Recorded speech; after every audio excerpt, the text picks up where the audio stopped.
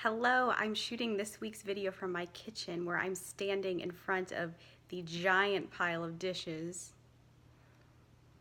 that I washed last night. Now let me tell you something. I have always hated washing dishes, and I've thought a lot about ways I could mitigate this in my life. I could not cook anymore. I could hire someone to wash the dishes every time there's a sink full.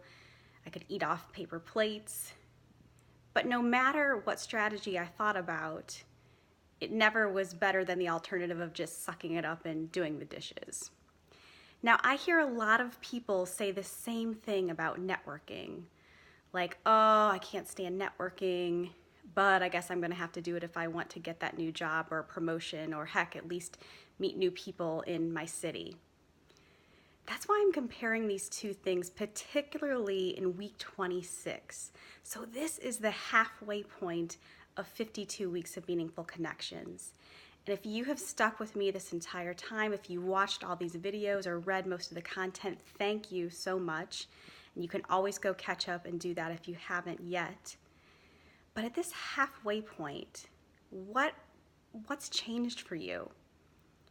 Are you still talking like I am about dishes of, oh, I hate to do those dishes, I can't stand networking? Well, let's talk a little bit about the mindset shift that I want you to think about going into this second half of the series. So I got over my disdain for dishes in a few ways, actually two key ways. The first is that I started asking for help. So I asked my husband and children, hey, it's your turn, pitch in and do the dishes. And then the other one is to just shift my mindset about this being a terrible activity.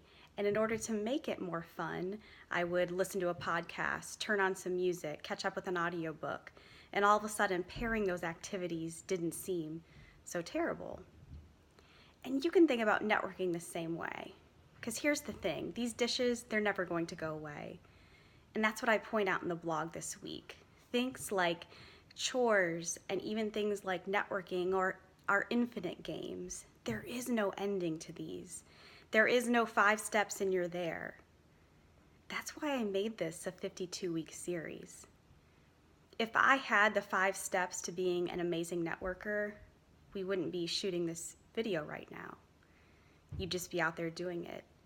But guess what? It's all about getting your mind and your thoughts in the right place, recognizing that this work never ends, that this is an infinite game, and you can catch those definitions and where I came up with them in the blog this week, and recognizing that you can make a difference in the second half of this series.